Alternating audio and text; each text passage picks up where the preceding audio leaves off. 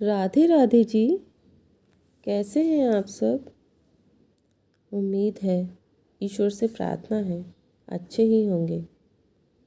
आज मैं माघ मास में गीता का दूसरा अध्याय आप सबको सुनाने जा रही हूँ। गीता का बहुत महत्व बताया गया है। गीता रोज़ सुनने मात्र से अगर हम पढ़ते हैं और अच्छा है, अगर सुनते हैं तब भी उतना ही फल प्राप्त होता है जितना पढ़ने पर प्राप्त होता है। गीता के एक अध्याय को रोज पढ़ने से हमें सभी कष्टों से मुक्ति मिलती है। हमारे सारे पाप दूर होते हैं। जैसे गंगा स्नान करने के समान इसका महत्व बताया गया है। और माघ मास में वैसे तो स्नान का महत्व बहुत ज़्यादा बताया ही गया है, जैसा कि मैंने पहले अध्याय में बताया था। आज मैं आपको दूसरा अध्याय सुनाने जा रही हूँ कि रोज़ सुबह ब्रह्म मुहूर्त में उठें, स्नान करें, पूजा पाठ करें तो हमारे सभी कष्ट दूर होते हैं, दुख दूर होते हैं, मन अच्छा होता है। और स्नान से तो वैसे ही शरीर भी स्वस्थ होता है, मन भी स्वस्थ होता है, आत्मा भी स्वस्थ होती है। सभी मतलब सबको ही एक तरह से फ़ायदा होता है। तो मैं आपको दूसरा अध्याय सुनाने जा रही हूँ। इसे रोज़ सुने, रोज़ एक अध्याय सुने। सुबह सुन सकते हैं पूजा के समय पे तो बहुत उत्तम है। अगर दोपहर में जब आपके पास समय है तब आप सुने, नहीं तो शाम को जब आप आराम कर रहे हैं, ऑफिस से घर आ गए हैं, तब आराम से शांति से इसको बैठ कर के या लेट करके सुने।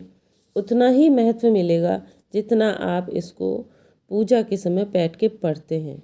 क्योंकि अपने कानों में पढ़ना चाहिए तो दिमाग पूरा उधर ही चला जाता है, उसको ध्यान से सुनते हैं।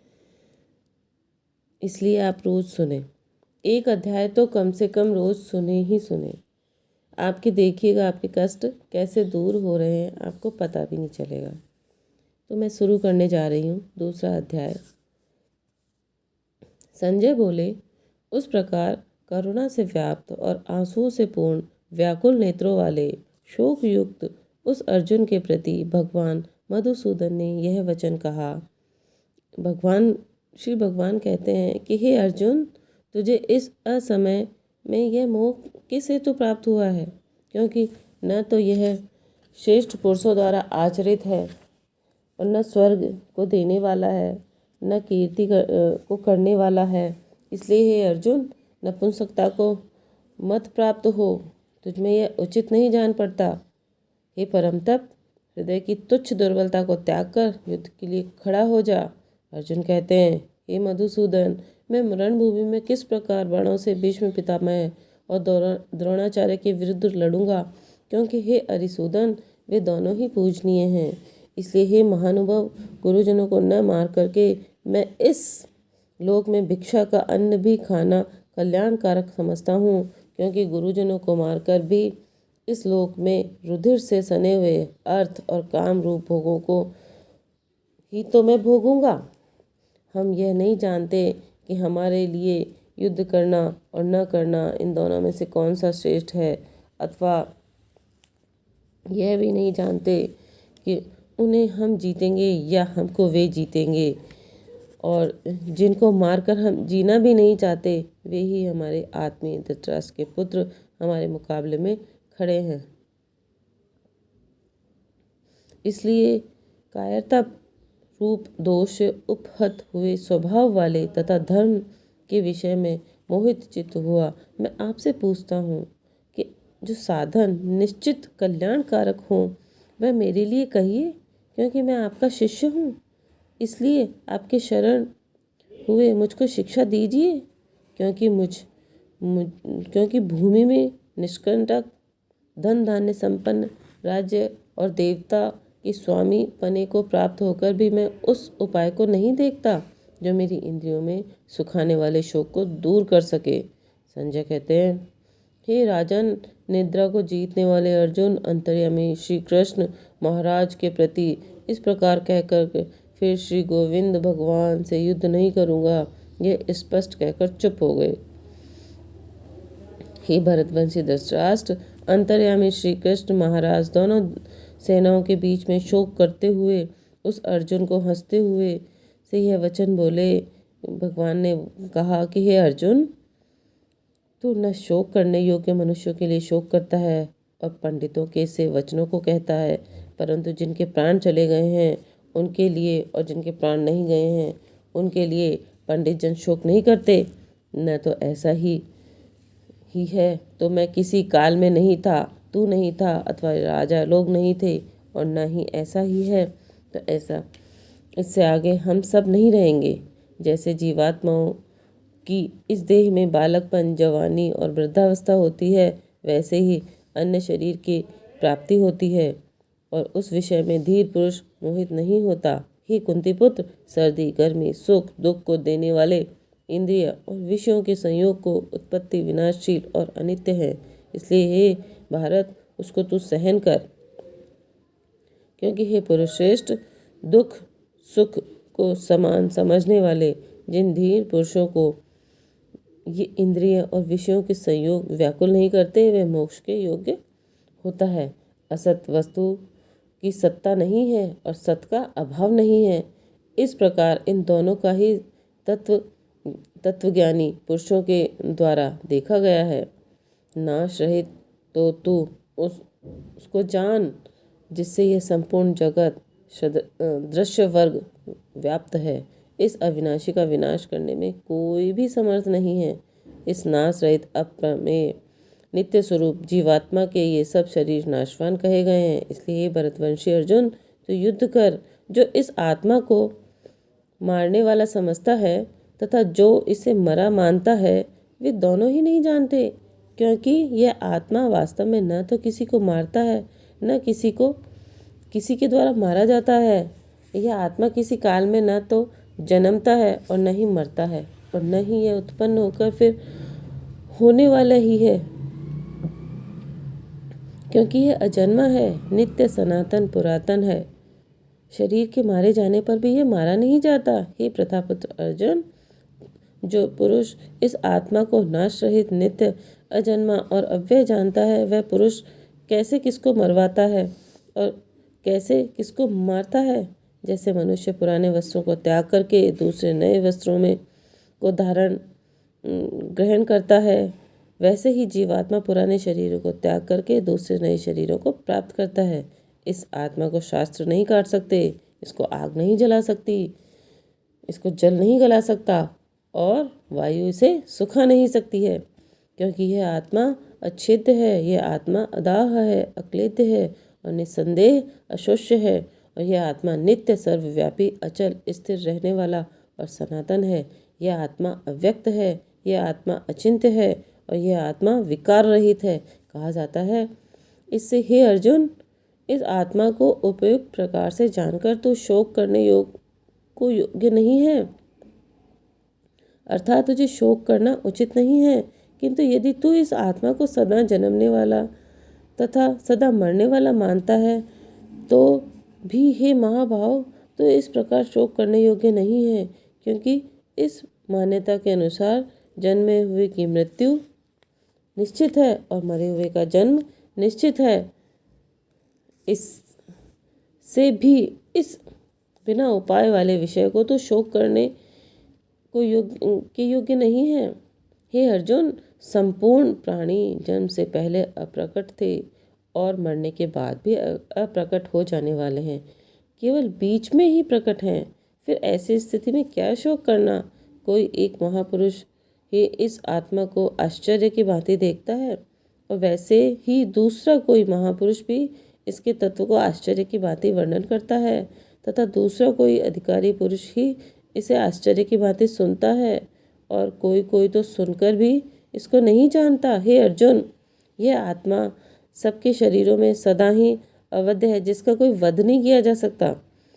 जिस कारण संपूर्ण प्राणियों के लिए तू शोक करने योग्य नहीं है, तथा अपने धर्म को देखकर भी तू भय करने योग्य नहीं है, अर्थात तुझे भय नहीं करना चाहिए, क्योंकि क्षत्रिय के लिए धर्मयुक्त युद्ध से बढ़कर दूसरा कोई कल्याणकारी कर्तव्य नहीं है। हे पार्थ, अपने आप प्राप्त हुए और खुले हुए स्वर्ग के द्वार रूप इस प्रकार से युद्ध को भगवान क्षत्रिय लोग ही पाते हैं, किंतु यदि तू इस धर्मयुक्त युद्ध को नहीं करेगा तो स्वधर्म को कीर्ति को खोकर पाप को प्राप्त होगा तथा सब लोग तेरी बहुत काल तक रहने वाली अपकीर्ति का भी कथन करेंगे। माननीय पुरुष के लिए अपकीर्ति मरण से भी बढ़कर होती है और जिनके दृष्टि में तू पहले ही बहुत सम्मानित है होकर लघुता को प्राप्त होगा ही वे महारथी लोग तुझे भय के कारण युद्ध से हटा हुआ मानेंगे। तेरे वैरी लोग तेरे सामर्थ्य की निंदा करते हुए तुझे बहुत से न कहने योग्य वचन भी कहेंगे। उससे अधिक दुख और क्या होगा? या तो तू युद्ध में मारा जाकर स्वर्ग को प्राप्त होगा अथवा संग्राम में जीतकर पृथ्वी का राज्य भोगेगा। इस कारण हे अर्जुन, तू युद्ध के लिए निश्चय करके खड़ा हो जा। जय पराजय, लाभ हानि, दुख सुख को समान समझकर उसके बाद युद्ध के लिए तैयार हो जा। इस प्रकार युद्ध करने से तू पाप को नष्ट नहीं होगा। हे पार्थ, यह बुद्धि तेरे लिए ज्ञान योग के है विषय में कही गई और अब तू इसको कर्मयोग के विषय में सुन। जिस बुद्धि से युक्त हुआ तू कर्मों के बंधन को भली भांति त्याग देगा अर्थात सर्वथा नष्ट कर डालेगा। इस कर्मयोग में आरंभ का अर्थात बीज का नाश नहीं है और उल्टा फल रूप दोष भी नहीं है, बल्कि इस कर्मयोग धर्म का थोड़ा सा भी साधन जन्म मृत्यु रूप महान भय से रक्षा कर लेता है। हे अर्जुन, इस कर्मयोग के निश्चयात्मक बुद्धि एक ही होती है, किंतु अस्थिर विचार वाला विवेकहीन सकाम मनुष्य की बुद्धियों निश्चय की बहुत भेदों वालों में अनंत होती है।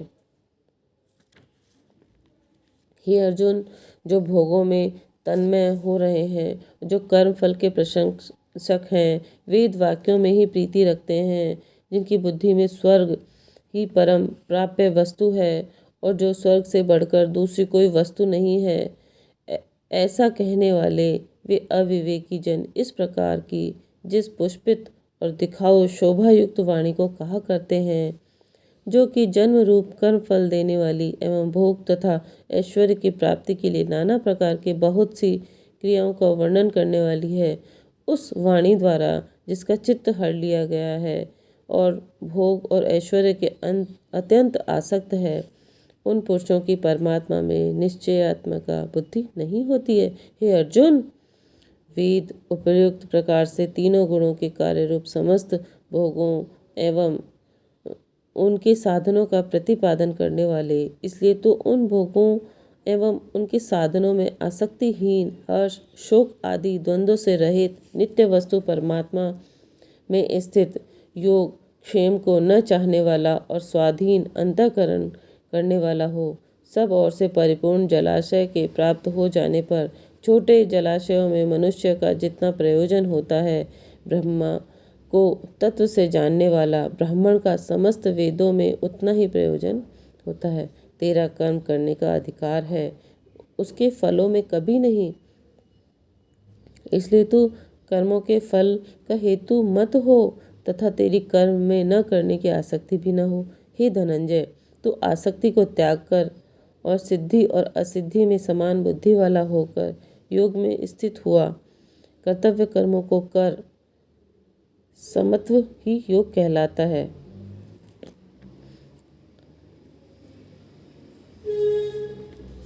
इस समत्व बुद्धि योग में सकाम अत्यंत कर्म ही निम्न श्रेणी का है। इसलिए हे धनंजय, तुम समबुद्धि में ही रक्षा का उपाय ढूंढ अर्थात बुद्धि योग का ही आश्रय ग्रहण कर, क्योंकि फल के हेतु बनने वाले अत्यंत दीन हैं। समबुद्धि युक्त पुरुष पुण्य और पाप दोनों को ही इसी लोक में त्याग देता है अर्थात उनसे मुक्त हो जाता है।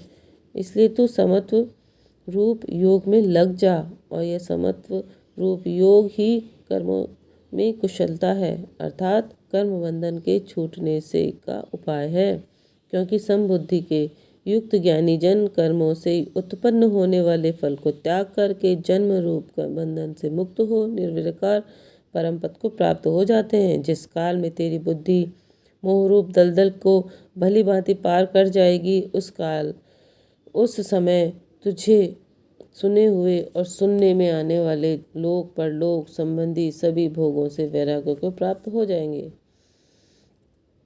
भांति भांति के वचनों को सुनने से विचलित हुई तेरी बुद्धि जब परमात्मा में अचल और स्थिर ठहर जाएगी तब तो योग को प्राप्त हो जाएगा, अर्थात तेरा परमात्मा से नित्य संयोग हो जाएगा।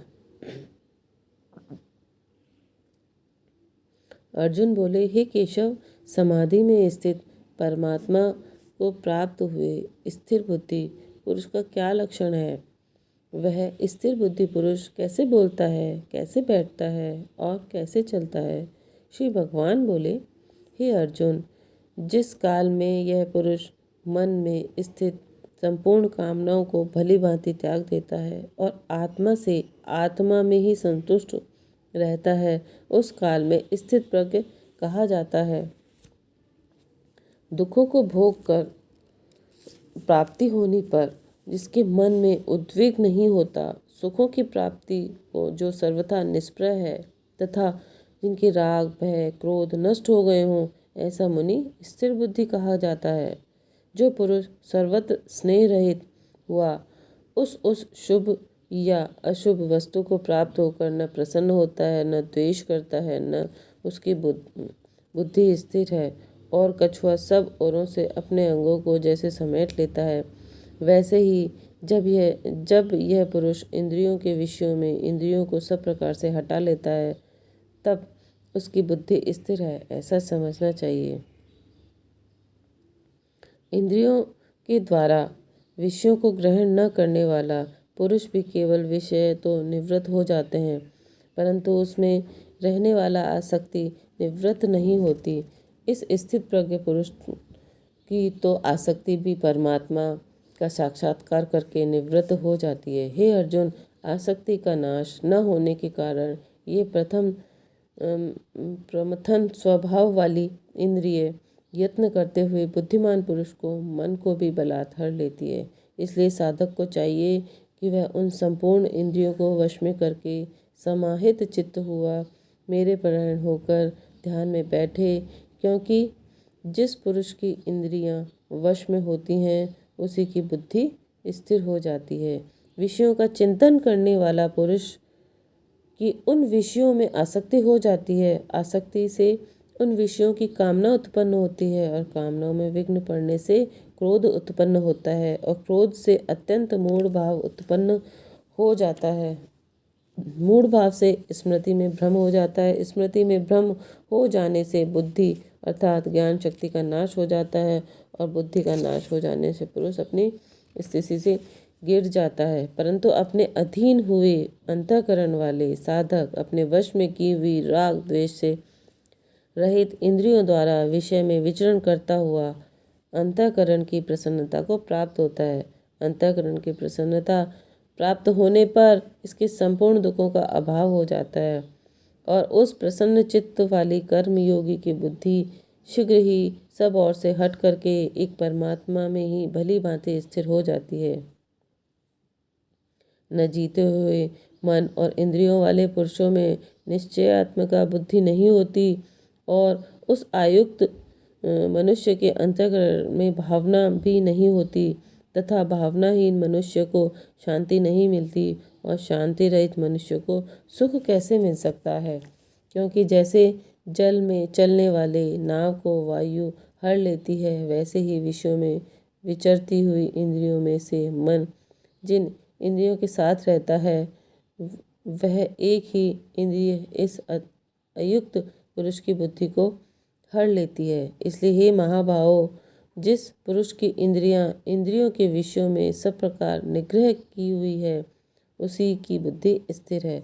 संपूर्ण प्राणियों के लिए जो रात्रि के समान है उस नित्य ज्ञान स्वरूप परमानंद की प्राप्ति में स्थित प्रज्ञ योगी जागता है और जिस नाशवान सांसारिक सुख की प्राप्ति में सब प्राणी जागते हैं, परमात्मा के तत्व को जानने वाले हैं, मुनि के लिए वह रात्रि के समान है।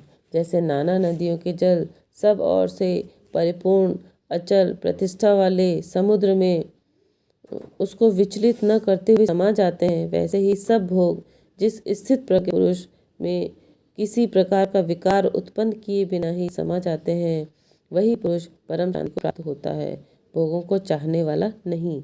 जो पुरुष संपूर्ण कामनाओं को त्याग कर ममता रहित, अहंकार रहित और स्पृहा रहित विचरता है, वही शांति को प्राप्त हो जाता है, अर्थात वह शांति को प्राप्त होता है। हे अर्जुन, यह ब्रह्म को प्राप्त हुए पुरुष की स्थिति है। इसको प्राप्त करके योगी कभी मोहित नहीं होता और अंतकाल में भी इसकी ब्राह्मी स्थिति में स्थित होकर ब्रह्मानंद को प्राप्त हो जाता है।